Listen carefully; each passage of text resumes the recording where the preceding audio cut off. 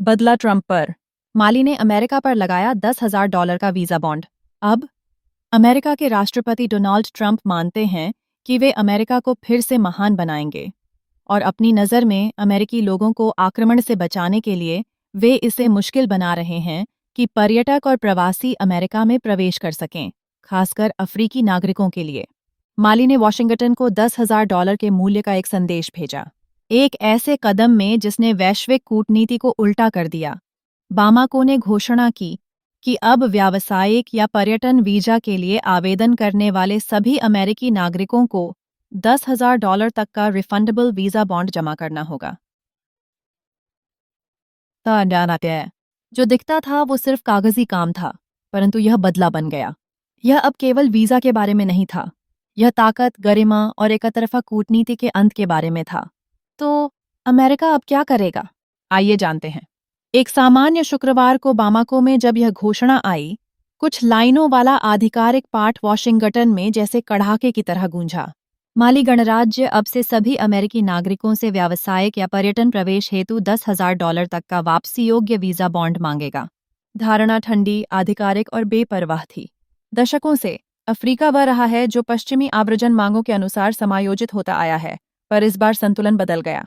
माली भावनात्मक प्रतिक्रिया में नहीं कर रहा था, वह एक निगरानी संदेश दे रहा था। एक ऐसा मिसाइल जैसा संदेश जो कहता है कि अगर अमेरिका माली पर सीमा नियम लगा सकता है, तो माली भी अमेरिका पर वही नियम लगा सकता है। यह सिर्फ एक कूटनीतिक पत्राचार नहीं था, यह परिशुद्धता से दिया गया भू-राजनीतिक बयान था। कई वर्षों तक वीजा प्रतिबंध वॉशिंगटन के पसंदीदा उपकरण रहे हैं, नापसंदगी जताने या दबदबे का संकेत देने के लिए। पर माली, एक ऐसा देश जिसे अक्सर अस्थिर बताया जाता रहा है, ने अब कुछ कम ही देशों की तरह कूदकर यह कर दिखाया। उसने कागजी झंझट को बराबरी वाले हथियार में बदल दिया। यह केवल वीजा का मामला नहीं था, यह प्रतिष्ठा का मामला था। जब ट्रंप प्रशासन ने अफ्रीकी देशों के लिए वीजा बॉन्डिंग लागू की, तो उसने इसे राष्ट्रीय सुरक्षा के नाम पर छिपाया। यह तर्क दिया गया कि कुछ देशों के आगंतुक अधिक संभावित रूप से ओवरस्टे कर देंगे, इसलिए उन्हें वित्तीय गारंटी देनी चाहिए। असल में यह एक चुपचाप अपमान था, एक धारणा कि अफ्रीकी ज्यादा जोखिम हैं बजाय अवसर के। अब माली ने वह अपमान वापस फेंका, और वह भी $10,000 के गुणा के साथ। यह सिर्फ नाटक के लिए टकराव नहीं था, यह दार्शनिक प्रतिवाद था। हर नियंत्रण जो नीति के रूप में छिपा है, उसके लिए अब एक समतुल्य और विपरीत रूप की विद्रोह मौजूद है, जो दिखने में पारस्परिकता की तरह है। इसकी टाइमिंग भी समझबूझकर चुनी गई थी। यह घोषणा उस समय आई जब वॉशिंगटन साहेल के साथ फिर जुड़ने की कोशिश कर रहा था, काउंटर इंसर्जेंसी सहयोग और खनन साझेदारियों की पेशकश कर रहा था। पर पारदर्शिता और मुस्कानों के पीछे भरोसे की भारी कमी बनी हुई थी। माली के नेताओं ने इन उपहारों के पीछे छिपे तार देख लिए थे। वे जानते थे कि दिए जाने वाले साझेदारियों के साथ अक्सर कुछ शर्तें जुड़ी होती हैं। इसलिए यह बॉन्ड केवल प्रवेश शुल्क नहीं था, यह गरिमा का सवाल था। यह दुनिया को याद दिलाने का कि संप्रभुता कोई चीज नहीं जिसे हर 4 साल में बदल दिया जाए या जिसे किसी के बैठने पर मोल भाव किया जाए। माली ने सीखा कि आधुनिक कूटनीतिक बाजार में सम्मान मुफ्त नहीं मिलता, मांगना पड़ता है, और कभी-कभी पैसा भी चाहिए होता है। यही इस लम्हे को ऐतिहासिक बनाता है। एक अकेला फैसला अफ्रीका की नई राजनैतिक मुद्रा के बारे में उतना ही बोलता है जितना कि अमेरिका की न्याय संवेदनशील शक्ति के बारे में। अब सवाल यह नहीं था कि माली के कदम का औचित्य था या नहीं। असली सवाल यह था कि क्यों किसी अफ्रीकी देश ने पहले यह कदम नहीं उठाया। कैसे हम उस बिंदु पर पहुंच गए जहां अफ्रीका की गरिमा को डॉलर में तौला जाना पड़ा। जब माली की विदेश मंत्रालय ने वह करारा आदेश जारी किया, वह खाली हवा में पैदा नहीं हुआ था। यह वर्षों की चुपचाप सहने वाली अपमानों का परिणाम था। यह बॉन्ड किसी घूमे फिर के प्रतिक्रिया में नहीं था, बल्कि उस रिश्ते की वह टूटन था जिसने लंबे समय तक सम्मान और हल्की सी उपेक्षा के बीच चलना सीखा था। तो इस बार बामाको को किसने उकसाया? इसका जवाब जानने के लिए हमें जुलाई को पीछे जाना होगा, जब अमेरिकी अधिकारियों का एक समूह माली आया था, जिसे एक साझेदारी मिशन बताया गया था। यह यात्रा विश्वास बहाल करने के लिए की गई थी, पर पर्दे के पीछे जो वजहें थीं, वे माली के नेताओं को खटक गईं। हर वार्ता लेन देन जैसी लग रही थी। सुरक्षा सहायता के बदले शासन सुधार और पारदर्शिता के कठोर मानदंड। माली नेतृत्व ने यह महसूस किया कि जब वॉशिंगटन पारदर्शिता की बात करता है, तो अक्सर उसका मतलब है नियंत्रण। जब वह स्थिरता की बात करता है तो अक्सर उसका मतलब है अनुपालन।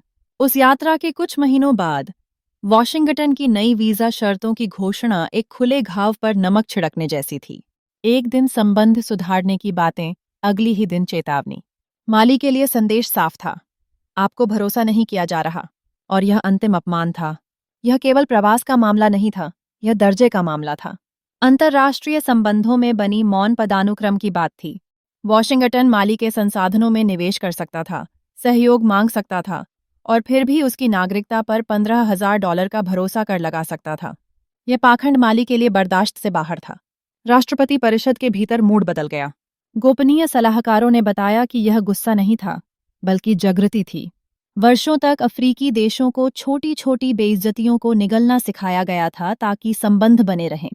पर अब नया माली, जो पहले फ्रांसीसी बलों को निकाल चुका था, जिसने इकोवास के प्रतिबंधों को चुनौती दी थी और अपने गठबंधनों को फिर से लिखा था, वो अब चुप नहीं रहना चाहता था।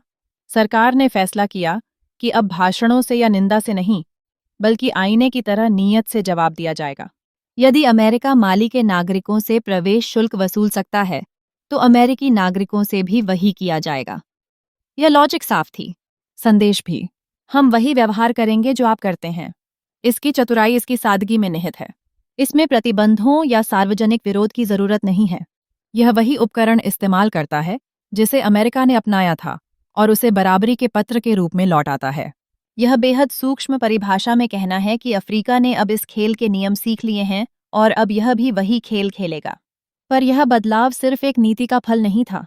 यह उस देश की परिभाषा में आए बड़े बदलावों का परिणाम था, जो अब शक्ति, भागीदारी और गरिमा को नया अर्थ दे रहा था। यह ऐसे नेता की सोच से आया जो उन लोगों द्वारा दी गई सीखों को स्वीकार नहीं कर रहा। वो खुद को नियंत्रित नहीं करवाने देगा। माली का यह रुख समझने के लिए हमें उस आदमी की मानसिकता और मिशन को जानना होगा जिसके पीछे यह है। कर्नल अस्सिमी गोइटा। अस्सिमी गोइटा का नाम राजनीतिक वंश या अंतर्राष्ट्रीय प्रशिक्षण से नहीं उठा। यह एक नाराज देश की धूल से उठा। जब उसने 2021 में सत्ता संभाली, तो कई बाहर के पर्यवेक्षक उसे एक और सैन्य अवसरवादी समझ बैठे। पर वे यह न समझ पाए कि गोइटा का मकसद सत्ता हासिल करना नहीं था, बल्कि माली को वापस ले आना था। उसकी सरकार करिश्मा या विचारधारा पर नहीं बनी है। यह इस विश्वास पर बनी है कि संप्रभुता अब पर्यवेक्षण के साथ नहीं आएगी। इसी दर्शन ने न केवल माली की आंतरिक राजनीति, बल्कि उसके बाहरी रुख को भी बदल दिया, खासकर अमेरिका और फ्रांस जैसे ताकतवर देशों के सामने। गोइटा के सिद्धांत की जड़ साधारण परंतु क्रांतिकारी सच में है। माली की स्थिरता बाहर नहीं, भीतर से नियंत्रित होगी। दशकों तक पश्चिमी देश साहेल में अपनी सैन्य उपस्थिति को जस्टिफाई करते रहे, अशांतता और उग्रवाद का हवाला देकर। पर इसके साथ निर्भरता की एक परत भी आई, आर्थिक, सैन्य और मानसिक निर्भरता।